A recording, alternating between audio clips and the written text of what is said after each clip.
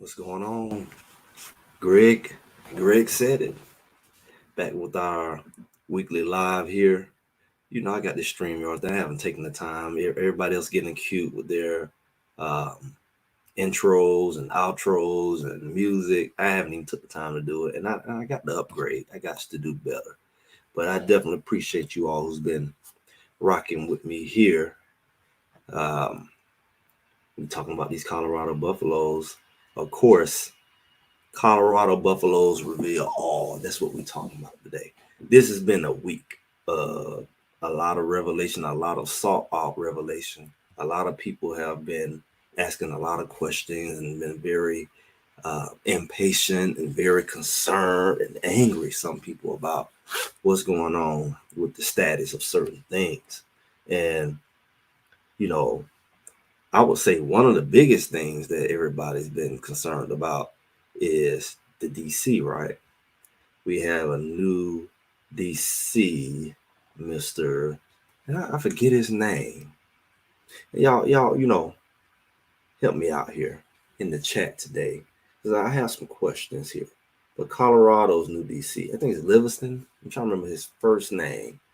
And he's a new guy to a lot of us. I mean, he's a younger guy. He hasn't had really built a name. And I know a lot of people will worry about getting the right name to come in. Was it Robert Livingston? Of course, he came from the Bengals, safeties coach. He's been there pretty much, you could say, almost all his career. I think he did a small stint in college, right out of college or whatever. But he's been his most career. He's a career NFL guy. So Coach Prime didn't lie. He said he's gonna get an NFL guy.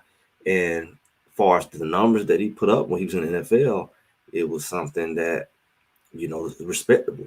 Especially when Colorado defense primarily strength has been the secondary, and he got a lot of top guys like the Travis Hunters. You got Shallow still there, and you got Kamani and the guys on the other side. You got new guys coming in like Hodge, McKinney coming in. You got a lot of potential pro caliber guys over the next couple of years, 2-3 years, that can come out of Colorado. So it's definitely a good place because he said he's been a scout. He's able to mold the guys and prepare the guys for that next level. He's coached, he's scouted, and it's good for him to kind of extend his resume, his options, so he's not just limited to what he can do in the NFL, especially on the leadership level. If he does well, within a few years, he could be working his way to being somebody's head coach somewhere, right? Robert Livingston. And you really look at it, he's building his resume, and it's no secret Coach Prime wanted a guy who he can kind of bring in and I wouldn't say mold, but a guy who doesn't come with a lot of expectations as far as bringing his own staff in. I know that was a big requirement. I know a lot of guys we call big time, big name guys. They're gonna be a lot like a head coach. They're gonna come in and say, "I want to bring my own D-line coach. I want to bring my own um, everything, you name it, linebacker coach." And that's just not the case with Coach Prime. Coach Prime was not going to allow that. So it makes sense he go and get a younger, less established guy to come in. I like this because he's going to have a lot of different blitz and coverage with the safeties.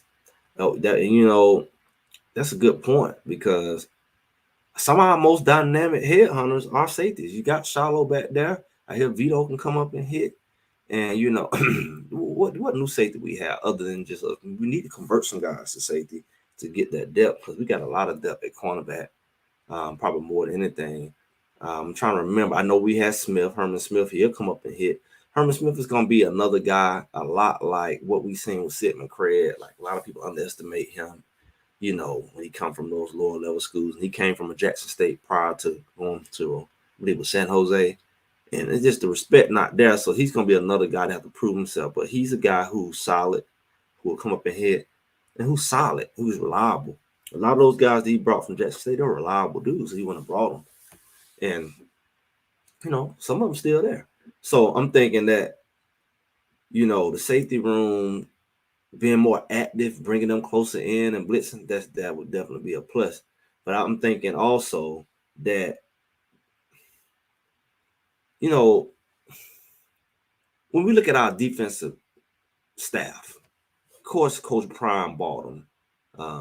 Dancy over there, outside backers, Hart, and then you have Mathis still back there.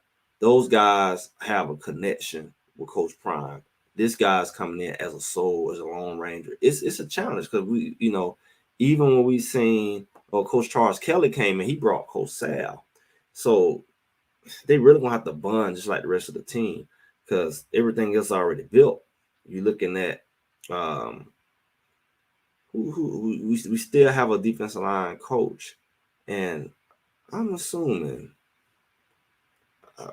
have we confirmed that, like, as far as a Coach Sal, a lot of things can change between now and spring, so that, and we're gonna be watching that closely. But when you think about a Coach Sal, and if we were to look at, I don't want to get into it. I got my little notes here, but I'm thinking that our other guy that we revealed, we'll just go ahead and go there. SAP reveal on what is it called, All City, but it's the DNVR buffs, right? Say might take over the corners is all for the better though. I don't think he's gonna take over the corners because who was the safeties coach last year? Like, think about it. Like, who was the safeties coach last year? And the fact that really it was Charles Kelly, right? Charles, so it's not that much of a change because the defense coordinator has already been working with the safeties, so it's just a good fit. It don't change up a lot of what happened last year. Mathis, I don't see why Mathis wouldn't be a good cornerback coach. It just doesn't make sense. He's been coaching a long time with Coach Prime, so he's experienced coaching from the lower ranks all the way up, and he has a solid experience in the NFL. I think that the biggest issue, and we're gonna get into it, because we talking about reveal all, and there was some stuff revealed this week, and we definitely gonna talk more about that. But on the defensive side, I think it was just a lack of chemistry between the philosophy. We heard a lot about Charles Kelly possibly over complicating it or whatever. And like I said, we're gonna get into what we found out about the offense, where the biggest issue that we seen was the lack of, like, the puzzles fitting together. I haven't heard about what Smoke just said. Put that in the box. I know he said a lot prior, so I didn't know he'd been back out in the media. Like, he's not getting that buzz like he did the first go around. So you could put that what he said. I look into it because it's always you're gonna have a challenge when you bring an outside guy in. What's going on, Shirley? It's Shirley.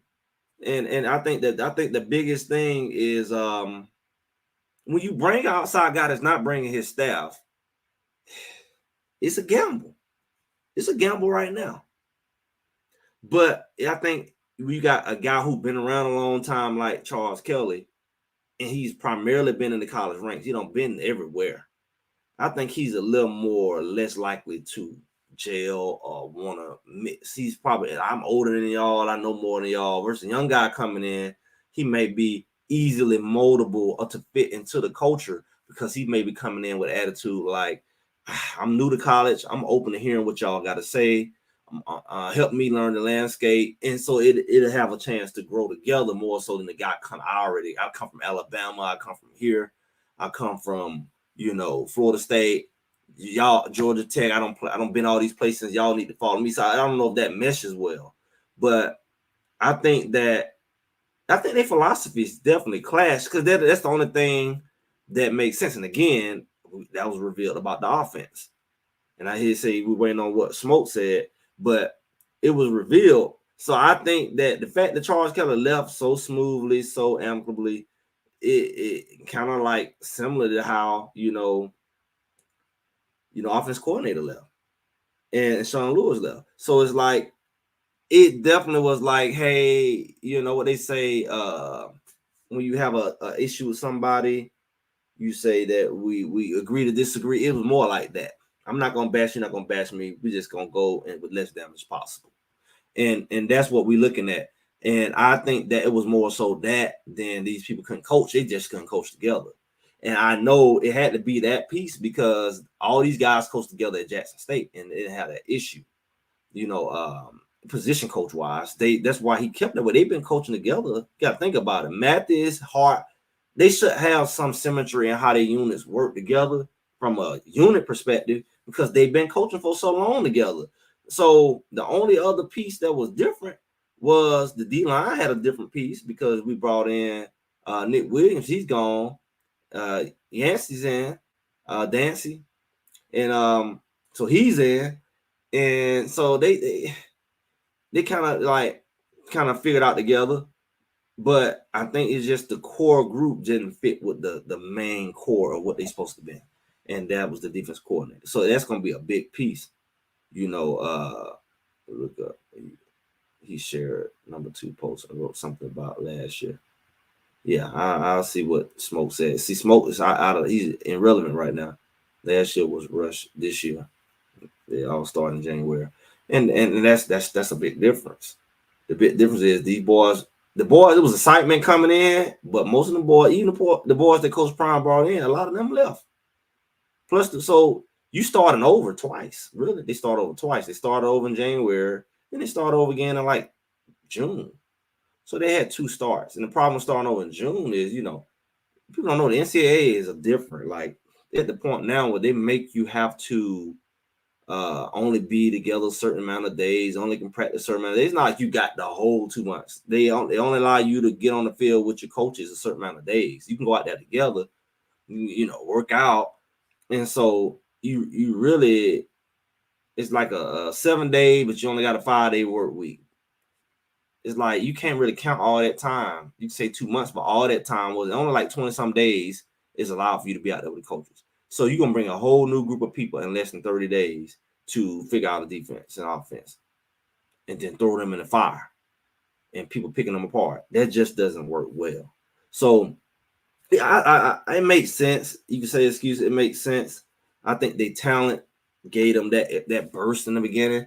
And I think it go for the coaches too. I don't think the coaches really, I knew in the beginning they didn't, but I expected them to figure it out as we went on. They really didn't know how to use the weapons. I mean, we underuse our weapons. I mean, look at Dylan Edwards, like what he did the first game. Nobody saw that coming, but we didn't see it since. And we can't blame it on scouting because they didn't create no packages for him to get the ball in the open like that. They kept trying to run him off the tackle.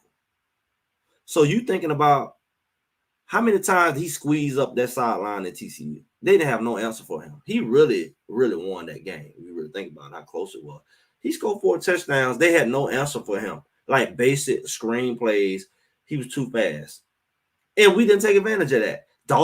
They say Dawson is right behind him. They said, Jimmy, these guys are fast. And yet you not creating plays to get them the ball out in the open. Jimmy scored the most touchdowns off of just running past people, not because of his dynamic route running. Why are you not creating situations? I don't know if it's in the red zone. I don't know if it's 3rd and long, 2nd long. Why are you not creating situations where they got to respect Jimmy's speed? And we're going to get into that because I think I might have an answer to that. We're going to get into that. But these great releases all came this week. We asked, what happened going to DC? Then they go out to Vegas. Yeah, we were trying to figure out what Coach Prime going to release.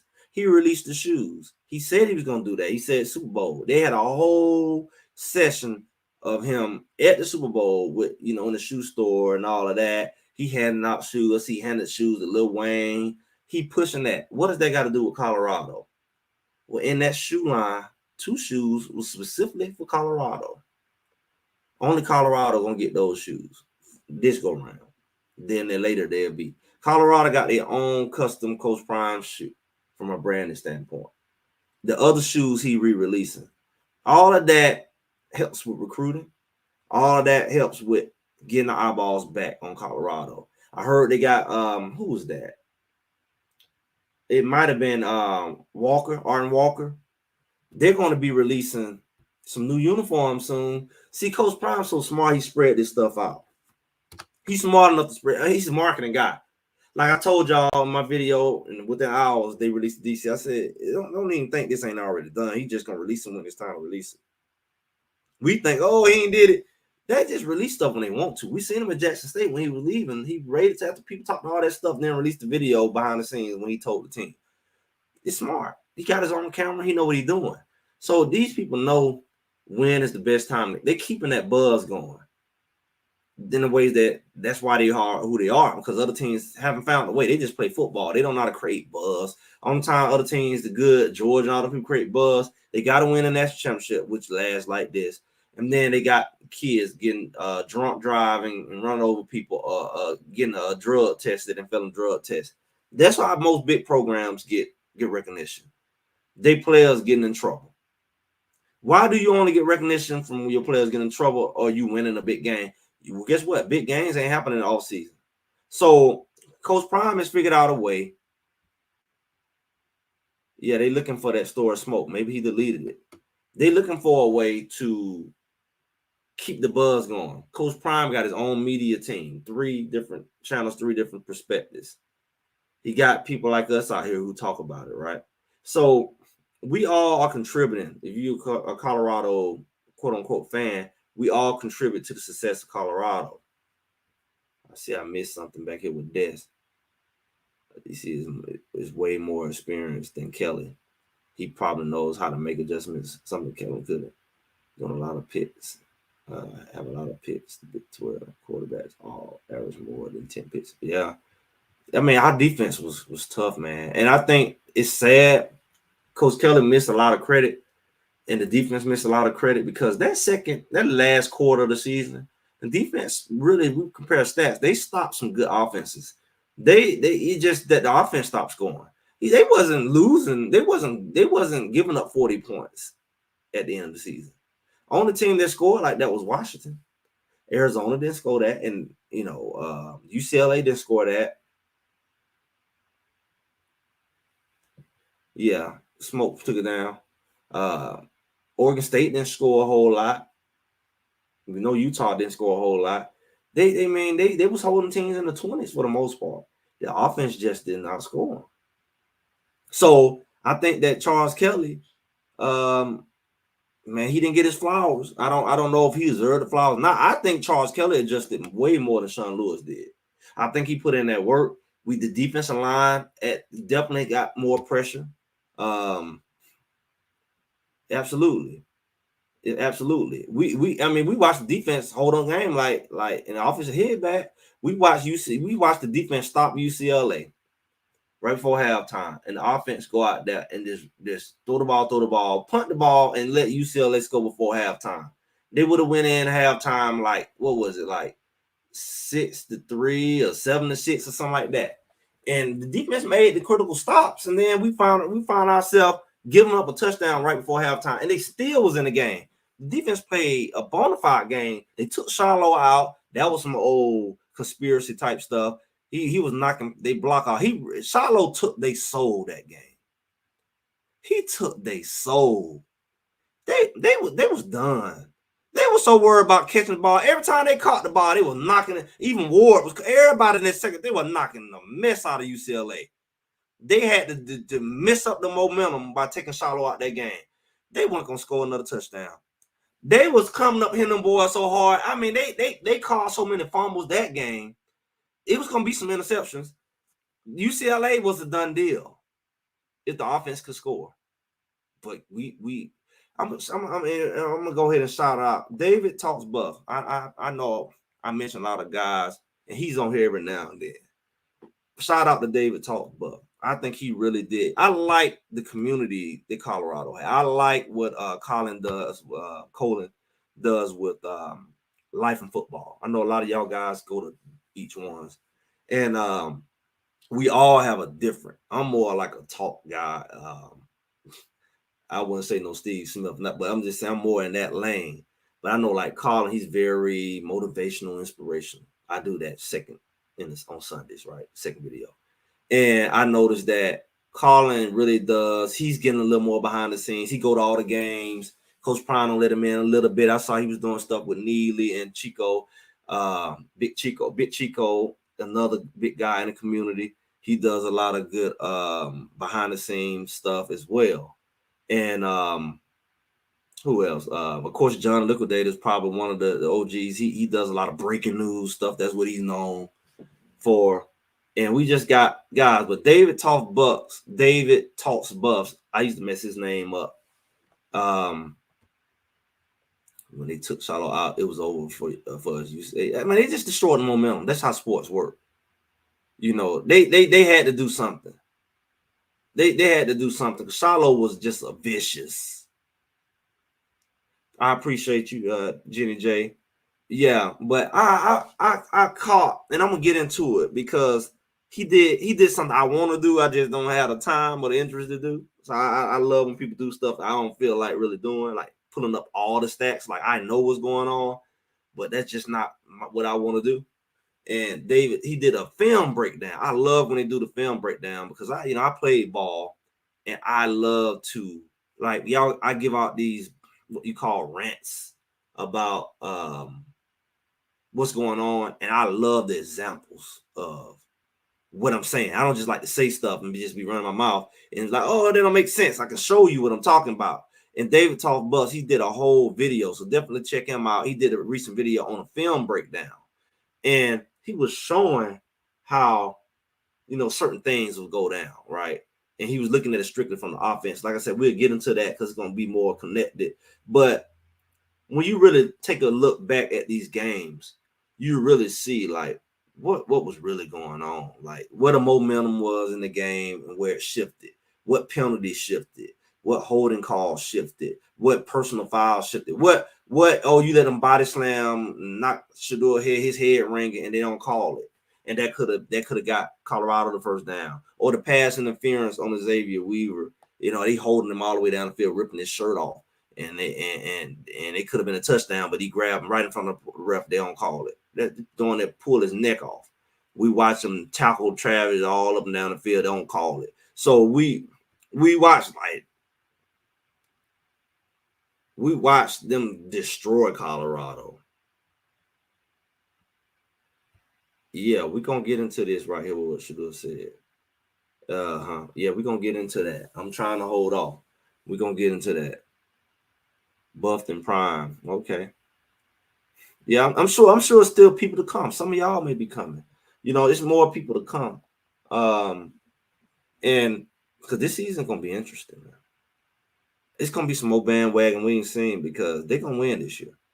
And when you gotta, if you really paying attention to why they lost, you realize it's deeper than just we need some more players. Like, yeah, we needed some more players. Yeah, we need some more coaches. It was some other stuff going on. And I think they played into the weakness of Colorado. Like they took advantage of the weakness. Once they figured out what the weakness was, he took it down. I figured that because nobody talking about it. I don't know why he would say, but you could tell us what he said. That would help. Whatever he said, or the gist of what he said. I figure. Yeah, that I put it like this. I can imagine what he said. I can imagine him saying it was hard for them to grasp their position. It was held against them because of some of the stuff Shador was saying with the whole choice thing. Like I said, we get into. But like I said, Vegas was interesting. Vegas is what is all stuff happening. Now, the coach, DC, wasn't in Vegas, but this week, Vegas, they've been in Vegas for like 3 days. And the coach, the shoe release definitely helps Colorado from a personal branding point and from the fact that your coach is studied in the spotlight, study making your team the place to be. The reason Vegas is saying 5-7. Expect more of the referees change the outcome of the game. It's not going to get better. It will get worse. Well, I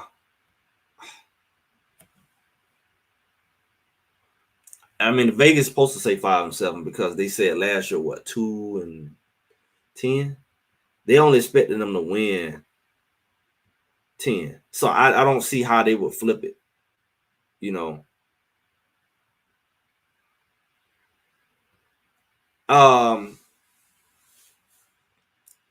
this is what I'm saying. Since we talking about Vegas,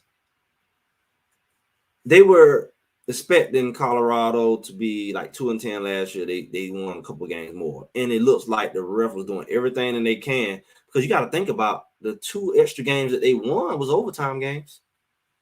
Think about it: Arizona State, Colorado State, overtime games. They doing there wanted to push TCU game into overtime. Let's look at every game they won outside of Nebraska was close games, to the point where people use that against them. But what do you say? What happened Colorado game? They was calling bogus penalties. They was not calling people body slamming Shador. They don't knock Travis out the game. That's Colorado State. Arizona was a weird calls. Arizona State was weird calls. And what was the other game that they won that was close? Arizona State. What's the other one I'm missing? Because it sure wasn't Stanford. Arizona State, TCU, CSU, and Nebraska. Nebraska was the only one not close. So I've already told y'all, it's not the commissioner that we're talking about. It's the so-called powers that be that want to give Coach Prime a hard time, because they don't want an old coach come out of nowhere and just win with all his celebrity and all his whatever. They don't want to do that. So they want him to have go up the rough side of the mountain. Penalties killed them. We know that because the only thing that was higher than the sacks was the penalties. You know, they had more penalties. It was established from they had double-digit penalties pretty much every game, which is unheard of, especially when the fact that why y'all the only one with double digits, but the team y'all playing don't have double digits. It's weird. Like are y'all that undisciplined? No, and most of it was holding. Now they did that huckabucking stuff, like, but everybody did the huckabucking. You know, you know what's going on? Yeah, I mean, the Arizona State game was running regulation, but at the same time, it was about to go there. It was about to go there. Like Stanford went into overtime right behind that. Arizona State was about to go there. So what I'm saying is, all those games that they won, like TCU game, was about to go into overtime. They didn't make that last little stop when Slush came up. They got down there, so all the games were close enough where they were manipulating these games. These games were made closer than what they should have been. Oh, absolutely. Absolutely. You spot on. Tricks up your sleeves, like stopping the play when it should keep going, instead of letting it play and then run a review and be like, oh, well, I was wrong. Or not mean you was wrong, but if I was wrong, well, I can't go back and just spot the ball from where I called it. It's like that's a good trick there. Blow the whistle when you shouldn't. And I mean, you can't review a blown whistle. What another trick is called and holding on fair weather stuff that you could call on the other team, but you don't. But you call it on Colorado, because every play you can call a holding. It's a judgment call. You can't call a review on that either. So I can slow up your mental. I can let players lay down the whole game like Colorado, and they're supposed to be getting penalties or timeouts, and just let them lay down. And every time the game get momentum, 27 people lay down, and we act like that's normal. Oh, we got cramps. You ain't got no cramps in Boulder. You tired? Yeah, yeah. So when we talk about people playing dirty, how many penalties they call for their dirty plays? Just turn the other cheek, turn the eye. I didn't see him body slam him after the play. But when you, a Colorado player, finally make a stop, at least seeing 2-3 times in critical points in the games. Finally make a stop, and the player make a mistake and bump into him like you make a mistake and bump into the kicker. Oh, personal foul, automatic first down, then the team go and score, or the team get a field goal. That's what happened. That's a trick up your sleeve. Least amount of penalties. The team with the most. Yeah. They were calling them things. And then when the other team was doggone be pulling on Xavier Reed 30 yards up the field, he pulling him by the arm, his sleeves ripped, and the referee saying like he's like the referee looking at you like it's some kind of childish game. So when you got that kind of stuff going on, that ain't got nothing to do with no commissioner. You know, because the referee can play like, I mean, what you gonna say? They're gonna act dumb, like I don't know. Oh, they gave plenty of holding penalties, and we're gonna get into that. Yeah, Washington State guy dragging Travis with the ref right there. I mean, we seen the guy how Travis got that penalty against Stanford. The guy was hitting Travis on his sideline in front of his coaches, knocking Travis down, pushing him down, bullying him, and doing it the whole game. And then Travis pushing back one time and got a personal foul. And they both was pushing each other. The guy was pushing Travis after the play. The play was a run play. They all the way upfield, and he pushing Travis after the play. And Travis pushing back. Personal foul. It was a 3rd and long. They finally made a stop. They would have won that game. Stanford would have been won that penalty. That was like, what, 5 minutes left in the game or something? That gave Stanford a chance to go down and tie that game. Yeah. Which took them to overtime. The game was over. That stop right there, the game was over. All they had to do was run some time off that clock. Probably would have scored. What you said? Roughing the passer, face mask, all that. No call. Of course. Shedeur didn't get hurt for nothing. All Shedeur hits wasn't from sacks. He got hit many times after the play. Many times. They're going to have to blow teams out. And they got the weapons to blow teams out. But I'm going to tell you, you're going to have to be mentally tough. They got all that Marine stuff going on. They're going to have to be mentally tough because you seen like they were blowing Utah out and they called 3 touchdowns back. Is that not a blowout? You beating the mess out of him. He stepped out of bounds. Every camera in the world, you didn't try to look at it. You stopped the play. Then you go look at it. Travis Hunter made a perfect dive and catch. You couldn't dive and catch the ball no more perfect. The ball ain't now bit touch the ground. They say, oh, well. He dropped it. You just gonna say we don't watch all the highlights that week and the weeks before a ball's tip of the ball where he secured it though. Travis Hunter ball and he touched. He totally had his hands up under the ball. He must have not had possession when he rolled over. The ball ain't moved. They looked at the camera and still cheated.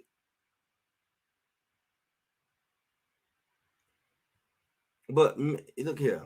Me pushing the guy is not a retaliation. He didn't punch him, he pushed him. That's not a penalty. That's not a personal foul. They were pushing each other after the play, both of them. Me pushing you back is not worthy of a personal foul unless you was looking for a personal foul. He didn't punch him. They had to break it up and pull his face mask, and it wasn't nothing extravagant enough to make a personal foul outside the fact that you wanted it to be a personal foul. You got what you wanted. You gave Stanford a chance to get back in that game. Kick a field goal, whatever. Oh, yeah. When they wasn't just Blackburn, that whole team was hitting them all kinds of ways. They was doing all kinds of jumping and just all kinds of antics, and they wasn't getting called. So that set the precedence for that game and teams to come to rough up Shedeur, knowing they were going to get called. Like great players in other sports, like LeBron, whatever, you can't rough them up. You blow on him, you're going to get called. They did the opposite. Brady, you think you're going to rough up Brady and not get called? They usually protect, but they wasn't protecting Shedeur. I wonder why.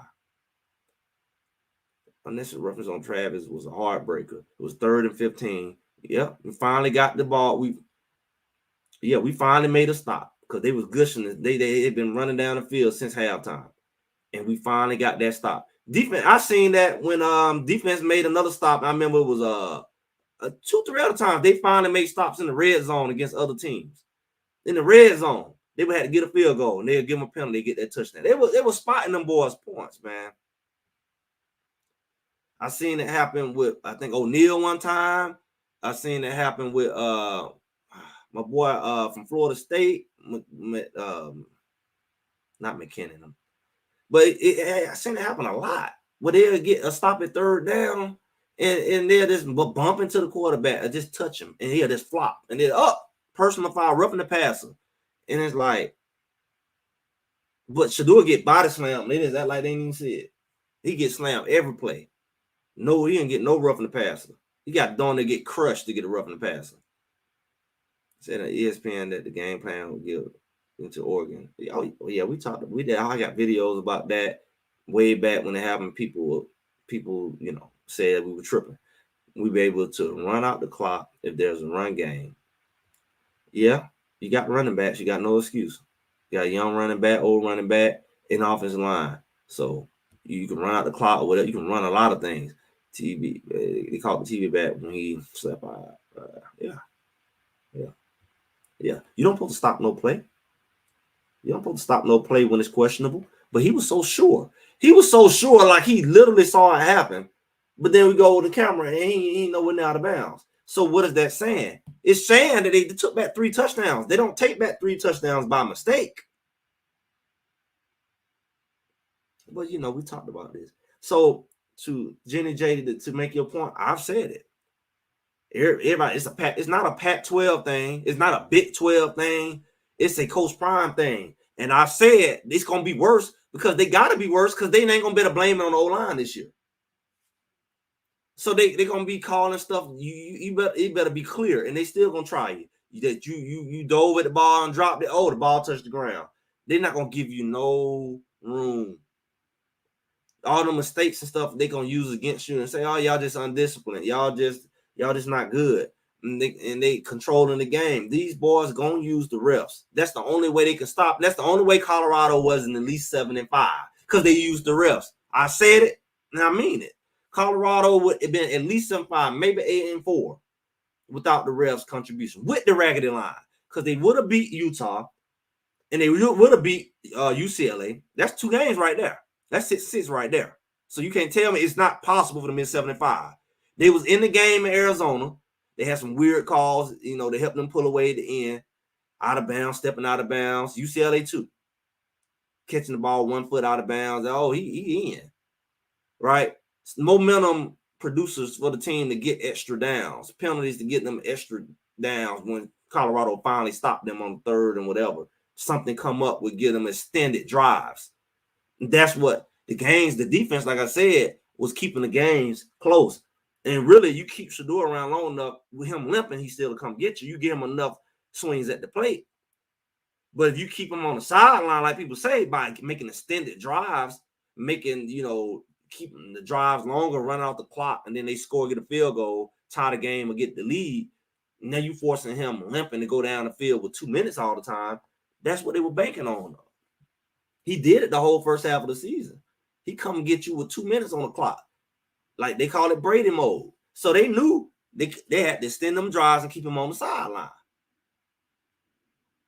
And the injuries and all that caught up with him. So they got to use the refs to control the game because Colorado got too many weapons.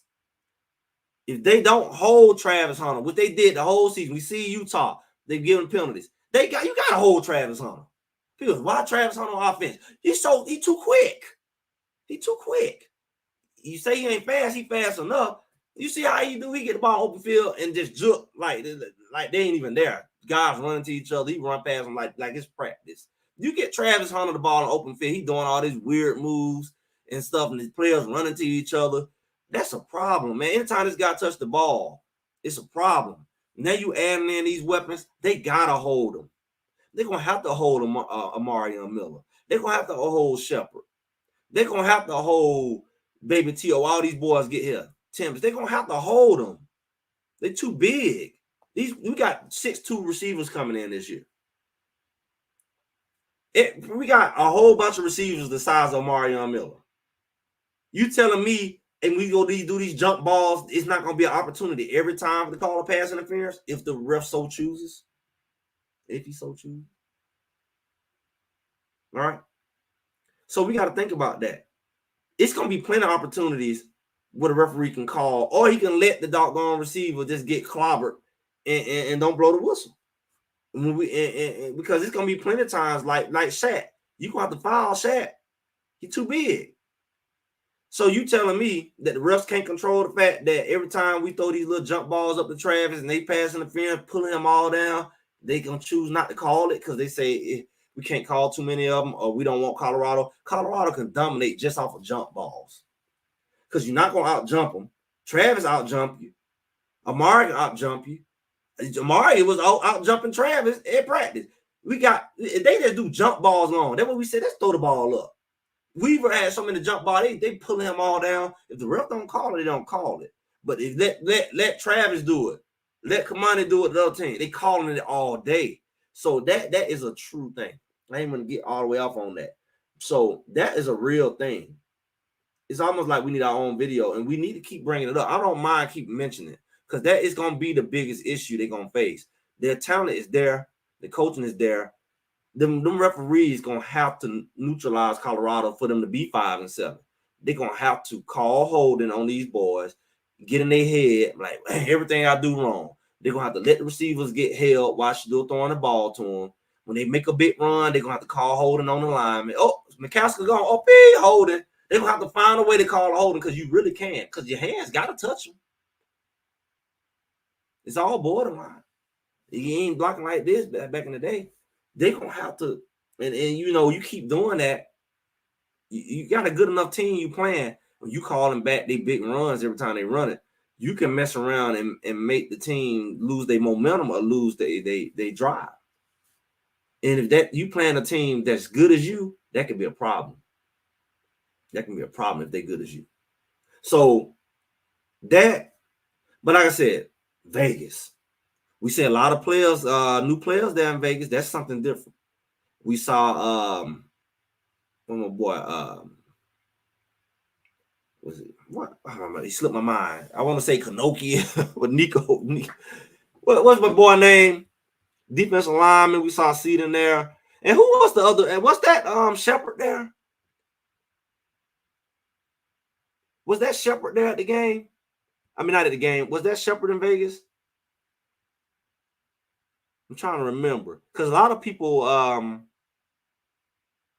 they're going to have a lot of mental toughness. A lot of people was saying, oh, I see Jimmy Horn. I see my boy. I see Seed in there. That was Hodge. Chidozie. That was Hodge. I don't remember Hodge being that fair skinned. I know Shepard is. I know the Wade twin. So that was Hodge. So he definitely got his guys who he's trying to get to the next level. I did not know that that's what Hodge looked like. Chidozie was there. Yeah, okay. I would have never thought that. I know a lot of people was looking over that. They was like, oh, I see Horn there. I see Chidozie and the other players. And I'm like, you just don't know who it is because he's new. So what's the over? What's the over, Jimmy? 5 was dropping too many balls. The only time Jimmy was dropping the ball was on the screen passes, so quit throwing him the screens. He's not your screen guy. You see? It's simple. Jimmy wasn't dropping no deep balls. He didn't get all the leading touchdowns for nothing. Jimmy didn't drop too many. He was dropping them. He do weird stuff. He don't know how to put his hand together. Like when you see him playing catch, he catch like a baseball. Like when the ball, he do this weird stuff with his hands. He don't know how to. He sandwiched the ball. I wish I can work with him. Jimmy, give me a call, man. We can get on Zoom. I know I'm a defensive guy, but I was an exceptional receiver. I could have went either way. I was an exceptional receiver. I can catch better with one hand than two. That's why defense, I was a problem. The ball was anywhere in my vicinity, you had a problem. It was pick. I was a pick machine. You know, man, I was at linebacker, safety, corner. If they come near me, I'm catching like the receivers. And Jimmy be doing this weird stuff with his hand. I be watching him like, why you sandwiching the ball? You know what I'm saying? You just adjust. You know, yeah. So Jimmy, the only time he caught balls, missed balls like that, even when you see him catch the ball in the end zone, if he was open, he'll do some weird stuff like bring the top hand over. And that's why he was dropping them screen passes, because he just doing that weird stuff. He didn't know how to adjust his hand. And that's a simple thing. I can say we can work that out. But Webster, hey man, it's enough weapons to go around. Use them. Keep everybody fresh. They can't scout you. You got too many weapons. Use them. All they got to do is know how to, use your weapons. That's the D line. That's the O line problem. They ain't gonna do that this year. That's the weak O line. So Jimmy had some injuries, but when Jimmy just did weird stuff with his hands, you pay attention. He just didn't. He need to work on his catching skill. Now I'm saying he's still doing it. Somebody need to work with him on him. I work with him. Look here. Don't ever bring your hand over top. Like just adjust your hands, man. Just adjust your hands. Just your hands. You know, don't ever. You know, that's what he was doing. So I think the main thing is he got these new guys coming out. He getting them exposure at NFL level. I clearly see Coach Prime next goal is to be known as getting guys in the NFL. He can easily have 4-5 guys, if not more, come out next year, and then put out another 4-5 the next year. You know, and that's what he's showing you. Coach Prime gonna put at least 5 guys. He gonna be like Alabama. He gonna be known for putting at least 5 guys in the NFL every year. We just looking at this class and next class and the next class and what he got. Like you got this class, you got at least you got 2 Shador and Travis. Then you got people like Hodge that you trying to push Shadozy. You see, he trying to get these guys out there. That's 4. Then he got he can get Jimmy in there. He gonna put at least 5 guys in there this year. Yeah, Jimmy had, but his hands was weak. He had hamstrings and all that. Yeah. Webster, Mara, Jimmy, Webster, Travis. You missing Tim is coming too. He's a big guy. And Baby Tio. So you got a plenty good rotation on the outside, inside. That felt something. How you point out and yeah. Somebody might should have took one. I don't know. And that brawl didn't break out. Yeah, it was on your sideline. He just would have just took that penalty. He just would have took it. Look at this shit on that. It just looked over.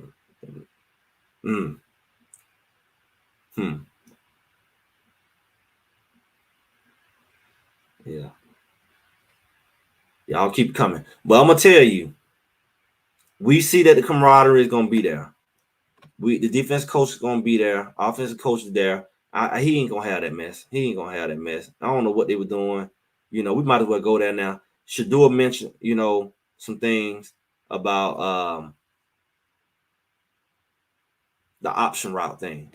You can't forget Mathis. Mathis is a guy who's dependable, but Mathis is also young. So, if he don't get it this year, he get it next year because both Jimmy gonna be out of there. So Mathis' time is coming, and he'll get some play. But far starting, maybe the year next year and the year after that, he might end up being a 5-year guy. He'll be the man eventually.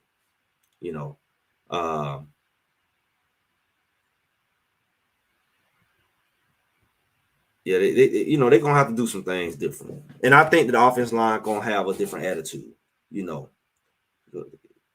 Gonna cook this year. yeah, that's gonna be a big game. You're gonna think that's a big game. Because Travis gonna take it out. He ain't talking about it, but he gonna take it out. He gonna have one of them he gonna have TCU type game against CSU. He gonna be vicious. Travis Hunter gonna be a good 10-15 pounds bigger too. Best believe. Travis Hunter gonna be playing at 185. At some point 190. He gonna be at 185, 190. Probably 185 between that. Yeah. Seaton is gonna be the face of this team going forward. Once Shador gone, I mean, Seaton got this year and 2 more years. That's why I say the next 3 classes is gonna be critical. Coach Prime, he can retire after that because it's like he's gonna put out 5. The next year you got that class where I don't know when Webster. Is Webster a 5-year guy? Because he might be another guy coming out this year. But you got who coming out next year? McCaskill could be coming out next year. Some of those linemen could be coming out next year. And we didn't mention the lineman that's coming out this year. He can put easily 7 guys out this year, 4-5 guys out next year. And then after that. And saying that would be the Mathis group and all that 3rd year. Who just committed. Well, But that boy got at least another year of football. I think he's like a junior. He got at least another year of football. He's not going when he come here, he's gonna be about the size of the rest of them. I don't know. He probably gonna end up being about 5'9", 170, typical size. He ain't gonna stay 5'7". His dad ain't 5'7". He gonna be in a is he a senior already, or he's gonna be going into his senior year? I'm thinking he going into his senior year. I think he's going into his senior year. He's joining this summer. I thought they said he had another year. I thought he was committing. I thought he had another year. Somebody double check that. I heard he had another year. But we got to look at the fact the biggest issue Colorado had was chemistry, right? So when they said that Shedeur was complaining about those choice routes, and we seen them doing all this and doing all of that, you know, the receiver going in, he throwing the ball out. Let me tell you something, how powerful that is. The fact that Shedeur led in receiver yards and at one point was head to head for touchdowns in a confusing offense. See, that's what I'm talking about. People not seeing. He was doing all of that, choice route issues and all of that. He had all of these issues with receivers, good receivers like Mario Miller as a freshman couldn't do the choice route thing. That's why they say he wasn't ready, because he probably used to just knowing the route to run. That's advanced, especially when you just getting there. Like these guys just getting there. So that further shows you had less time to have the chemistry and get together, because you got here at the last minute, got here in the summer, a lot of them, and then you're doing choice routes. So I got to trust, and you got to trust that I know what you're going to do in that situation. We ain't played together. We ain't got that enough experience to know what you should do. I probably know what you should do. You don't. So therefore, you sit on the bench like Mario Miller, because it's confusing.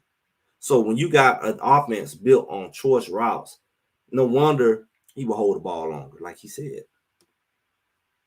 he'll hold the ball longer, because I'm trying to figure out what you're doing at the same time. At the same time, you got people breathing down your back as soon as you get the ball. So now I got pressure on me, and I'm trying to figure out, I need to know what my receiver doing.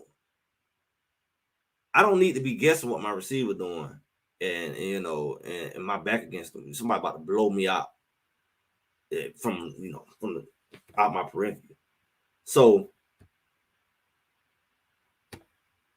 the issue is, if you can solve confusion from Shedeur on what to expect, he already reading the defense.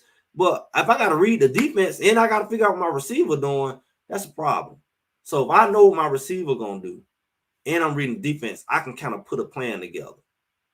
But if my receiver is gonna do something different, then I'm in a bad situation. So, and that's another one. I think BJ Green, that's another one that's coming out this year. Colorado, it'd be a failure if they don't put 7 guys in the pros this year. And it absolutely will happen if they win. If they win out, Colorado's gonna put at least 7 guys in the pros this year, drafted. And that'll be a big deal. And that's a big deal for him to do, because it's gonna set the tone for what the team is gonna be like once Shedeur is gone and Travis is gone. They'll be able to get the talent, because they're like, oh, this guy putting people in the pros.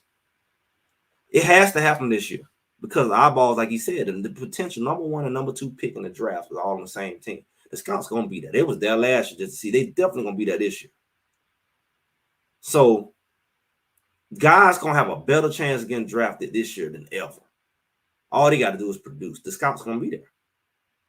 That's gonna show why these linemen gonna have to block better. This is it. These guys coming in for their senior year, this is it.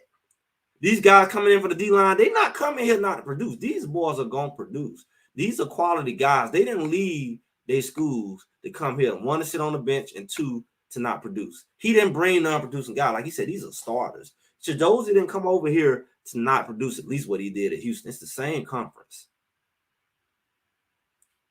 Benson, Johnson, all these boys coming over here. These boys not coming over here to not to be doing that Olay crap that we seen. Guys turning sideways on the pass rush, and then the guy go in and hits you in the mouth. What kind of crap? We know the O-line coach ain't coming here for that. So that right there should let you know what kind of team this is gonna be. This is Greg said it. This is what you get from Greg said it. This is the confidence. I'm telling you, as a football mind, I don't have to read all the stats. I don't have to name the roster. It's guys that do that, and I appreciate it. I'm telling you, based off of what happened last season, what they had, and based off of what they have this year, and the fact that they had to cheat these guys and do all kinds of weird call penalties, and their team was chaotic, they still could have won 7 games on the low end. We watched them get stole games, so we know they would have won more than 4. We watched them, they literally take games out of their hand, literally. So we know they're better than 4 and 8. We know that. They didn't like, oh, they're just how good they were. No, they were better than 4 and 8. So when you look at the fact that they got better coach than our O-line, he ain't having that mess. They got better linemen who want to go to the next level. Not they going to the next level. They quality linemen. That right there, if you add 1 lineman, 2 linemen different, they got a whole line of guys. Tyler Brown back. Tyler Brown is not missing a lot of blocks, whether he had center or not. See, a lot of that stuff happened last year because the center, I don't know, they just went on the same page. The center, they're double teaming a ghost. Like, what are you doing? They double teaming ghosts. Nobody there, and then guys run through. They ain't even touch them. After they run by.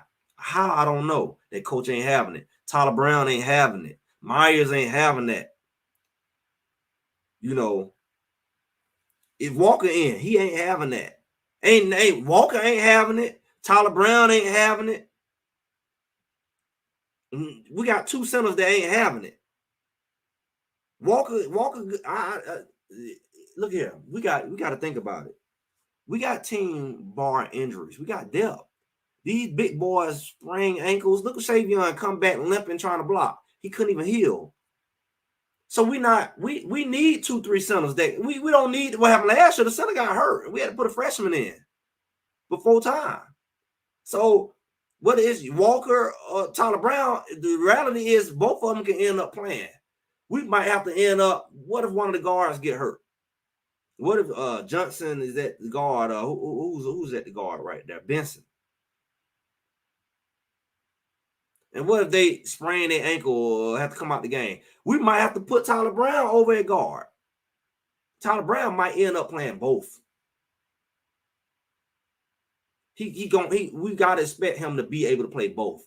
He might have to play both. We seen how the guys had to move around last year. It was weird.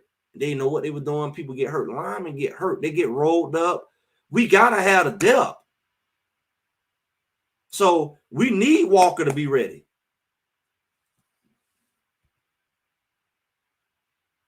We need Washington to be ready. What are we talking about? We need Washington. We don't need, oh man, we got to put Washington in. We see how many tackles had to play last year? We need whether Washington is the starter or not. He ain't in trouble because what if Johnson go out there and get hurt? What if somebody roll him up from behind? What if he have to miss a game or 2? We don't need to put a guy in and we got to, here we go again. We're going to get sacked. We need all them linemen from level 1 to 3. You got to be ready. I don't care if you're a starter or not. Them linemen get hurt. They do. Plus, they get tired. You can't say, I'm going to put this guy in. He's going to play the whole game and don't get no break. Y'all not understand? Did you not see what happened last year? We don't need Savion Washington to not be ready. He needs to be ready. He needs to be ready. We need all them linebackers, them running backs to be ready because one of them bound to get hurt. He's a Michelle. Savion gonna have to be ready. Dylan can't be the only speed guy. You see, Feely better be working. All these guys better be ready to play. Bailey can go, Jetta can go, all them boys can go. But Harden, if he gonna be playing, he better be a good backup. Is Connor gonna stay? They all in his butt. They in him. He better be ready to back him up. So I think that Them guys that with their last year may end up being backups, but they're gonna be better because them boys in front of them gonna push them, or they're gonna push them out. So we need all of them to be ready. You can't. They kept saying we didn't have enough depth at O line, so we don't need everybody to run off. But we need some guys to be able to get in there on special team and not give up a blocked field goal, punt team, whatever. We need people who can block that are not just starters. We can't wear all our starting linemen out and have them be on all the special teams too. We need depth. And I think that we at the point where we get in depth, so we don't need to get to the point where we're ready to push people off. Maybe, these new line with new energy, up rising tide raises all shit. So if it's gonna make them better, this new energy. You can see on Savion all day. Savion played last year. Savion scored. Savion didn't get the carries he should have got. Savion has proven he get enough carries he gonna produce, and he produced last year. He started off the season, TCU and all of that. Savion ain't gonna tip. He's gonna run the ball. He's gonna run hard. You're not gonna have Savion tipping. Do he need to work on some things? Yeah, they all do. They always confused on the blocking scheme. They run past people. Him and McCaskill were having blocking issues. Dylan was getting blown up. It had a lot to do with the line. Probably not doing what they're supposed to do. Just letting people through that full speed on the running back. And them not the biggest running backs. So the line can help out with that. The running back should just be chipping. So all these guys going to be better. All these guys going to be better if the coaches are better, if the scheme is better. If the scheme is better, it's going to help a whole lot. I'm not just talking. Right guard, Benson, Savion, Washington, Houston, and these are the guys' original positions. Right guard. Savion is I think Savion was a left tackle before he came. Then he became a right tackle for us. Houston, I'm not sure. That's probably somebody we kind of looking over. I'm not sure of him. Benson, I know he's a guard, right guard. I know Myers a left guard. I even know that Tyler Brown plays some left guard. But they got to all be ready to be flexible because people get hurt and we don't want the line to be in chaos when one person go down. Savion runs hard. He runs like a bowling ball. He breaks tackles. He don't fumble a lot. He's a reliable running back. And there's no way you don't have him in the rotation. Because he probably runs harder than all of them. I think McCaskill's finesse, he probably reads better than all of them as far as running. Because there's no way he was a freshman running like he did unless he really knows how to read. I think McCaskill knows how to read the run very well. That's why he's able to break. So he's that guy who can give you them big runs. Dylan, like I said, you use Dylan respectfully, he would be a guy that'd be very dangerous if you quit tossing him, you jet sweeping him, you throwing screens to him, you throwing passes out in the flat, and you making a linebacker have to get out there to him. And he's so quick and so fast. He'll hit a split. He split that seam like he did on the sideline of TCU. The linebacker was there. He squeezed up that sideline, and it's like he just accelerated. That's Dylan's strength. Shame on that doggone offense coordinator if he don't use Dylan in that way. Because that's all he did at TCU. It wasn't running the ball. It was they get that ball to him in open space, and he made it happen. That's Dylan. And they should know when he out there on the field, we see with this whole situation with Shador was talking about how they was doing this option routes. This is what was happening. They was using penalties against them. That's the first problem. And they would end up being, in most situations, 3rd and 15, 3rd and 20, 2nd and 25. And they basically be in a prevent style defense. And they'll sit back over top. And they were able to get pressure on these boys with 3 to 4 rushers. And so they were able to drop linebacker back in the middle, sit back, and then they had about 5 guys in their secondary to send back because they send back keeping everything underneath the first down. So they didn't care if you catch it in front of them. So that's a hard situation to be in. Yet at the same time, if they had actual route tree, it's like how when you play football and in the neighborhood and everybody running a 9 route. Like everybody's take off running straight. Hold up, man. I need you to run the post. You need to run the square in. Yeah, I'm trying to give y'all different so we can open up some routes. Have some hot routes. But these guys, everybody running deep. So you telling me I trust the whole bunch of guys to do these option routes, and all of them every time run a 9 route, and I'm getting blitzed. My line is collapsing, letting people hit me as soon as I get the ball, and I got to throw a 40-yard route off my back foot. It's amazing Shedeur didn't lead the interceptions. It's amazing he only threw a few interceptions. As much as he got sacked and as horrible as that scheme was, it tells you how good he is. Because he was left to either get sacked or throw an interception, and he refused to throw an interception. He got to throw the ball off his back foot because everybody running deep routes on 3rd and long, 2nd and long. Ain't nobody underneath for him to throw the ball to. It's amazing that he didn't lead the interceptions. So you got to look at if they actually ran routes, a real route tree designed for the offense, defense they're playing against, designed for the situations that they're in, versus you sitting up there letting the receivers just have this bright idea to just figure out what they're going to run, and all of them geniuses decide to run a deep route. You got a whole different team, especially with they blocking for him. So he revealed that this week. That was major. He was covering that mess up for the longest, covering it up.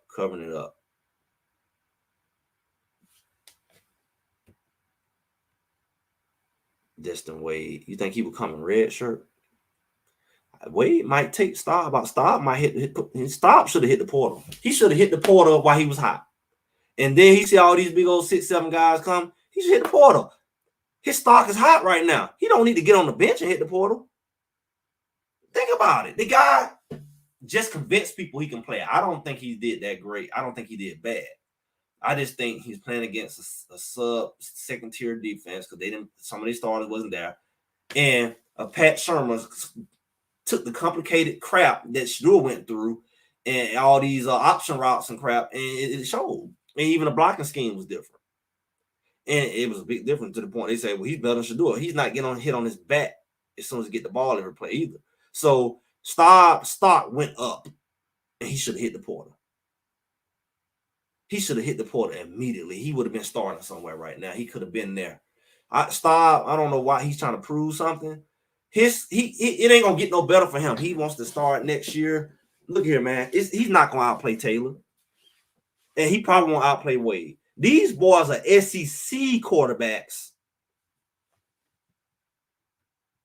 He has potential. Look here. Every last one of the quarterbacks that they recruited got potential. You think you go to Vanderbilt and you don't have potential? You think you went to Kentucky and they have potential? The size and speed they got that he don't have, and they got potential. Staub had one good game, and y'all talking glory. You forget what he did in Nebraska. He didn't look like I know he was younger then. I know he had less experience then, but he's not. He don't have he's average. He's average. He's not a guy who's going. I mean, Travis Hunter made them plays. They called back. He made them catches.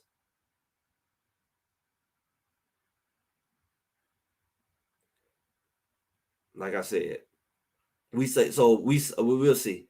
He said, have we seen them throw the ball? I guess you're talking about Taylor and Wade. I guarantee you them gonna be better. If Wade is working with select QB, that alone is he's gonna be a better quarterback. Oh, he's gonna change positions. The fact that we say Staub is QB2, Staub would be a good QB at like where his coach just went. He should have went with Sean Lewis. Not in Colorado. I'm sorry. Because he's not a mobile quarterback at all. He's not a big quarterback. He doesn't have the size. He ain't no Drew Brees. So we got to look at the fact that Staub is decent for that situation going against Utah, and y'all hyped it up. Utah, a lot of starters didn't play.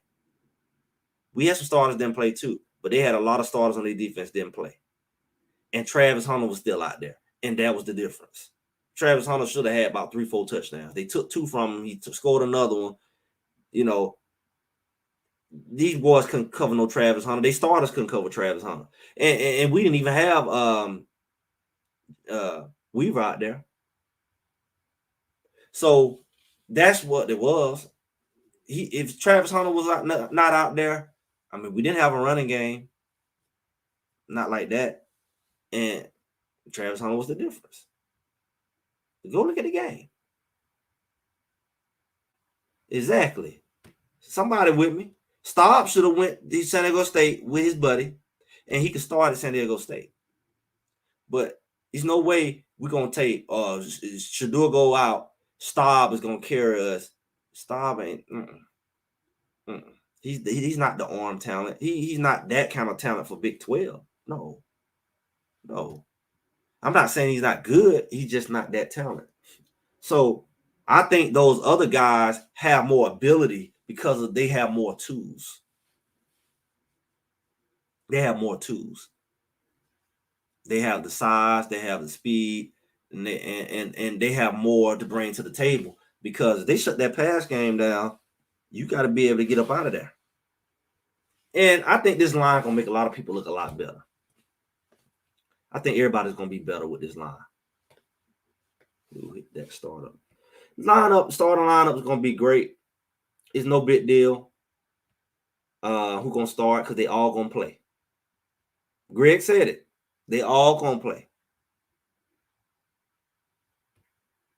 They all gonna play. So it don't matter who gonna start. They all gonna play because they're gonna need that. They're gonna need to keep them fresh, and this injury is gonna happen. Wade will redshirt because he will save a year. Marma, what? Hey, it's fine. It's fine. He can save you all he want. I just know that Staub is not the second guy up.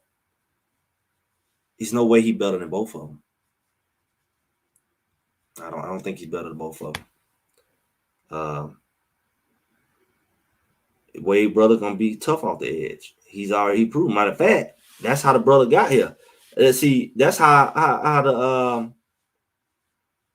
the QB got here because the brother come off that edge is just that good. Well, he gonna figure it out. If he need to switch positions, he need to figure out fast because he got good size. And they say he's very athletic. He's very strong. So you gonna have to find a place to put him. He's 6'4", maybe he 6'4". His brother 6'5", and they say he's strong and athletic. Maybe he need to go play some tight end or something. Maybe he need to go put on 20 pounds. I know a lot of them guys play quarterback that's bigger. They go to tight end. They try to do Tebow like that. But this guy here, if he's athletic as they say he is, he'd probably be a good quarterback, a tight end, and that would be an opportunity for him because our tight end room is thin. If he's physical and athletic like they say he is, and he's 6'4", could be 6'5". I know he's 6'4", and he might have a future tight end. Go put on a little weight instead of sometimes you force yourself to play a position that is just not you. Like sometimes I've seen guys who insist on being quarterbacks when they something else. But we'll see. We're gonna get to see all that when they go to running them drills. We're gonna get to see all of that behind the scenes. But I just know it's not Staub. Staub need to go. Staub need to go and go fast. He don't need to let his stuff sizzle down and then leave. He should have left. He should have been one of the first one to hit the portal while he was hot. And he would have had a starting position. Now he gonna try to leave after spring or whenever he leave. He mess up. He missing his way. He might not ever get another Utah moment with these other guys there, or the fact that Shador make it through the season and with the line there. So it's a lot of things, man. We're gonna have to unpack. There's a lot of things that's in the air. He definitely can go in tight end. They say he's physical. They say he's athletic. He definitely go tight end. We just converted a D lineman to tight end. Then we just got a transfer from Cincinnati tight end. We need a third tight end that's good because again, the tight end can get hurt. He can twist his ankle. He can hurt his knee. And then now we need two guys. We don't know what what's his name? Just slipped my brain. What's my guy going to tight end from D9 from Washington? We don't know what he's gonna do. Yeah, but we talking about guys who can go get that ball. I don't know what he can do. I know my guy from Cincinnati, Small. We don't know. Small might do well, but he might be more of a blocking tight end and sneak out there every now and then. But if Wade can turn into another weapon who can run and go get that ball at tight end, in addition to our other tight end, we got something. But it's just me. I think we're in the right path, man. Let's keep an eye on this thing, man. And like I said, I appreciate y'all stopping through here. We went a little over time than I normally go over. Make sure y'all like, share, subscribe. Check out the sponsors in the description. And man, it's gonna get interesting. We're just about a month away from this thing really just kicking in. We're gonna keep an eye on everything. Y'all know I'm gonna be here. Greg said it. And I'll talk to y'all soon. Y'all have a good one there.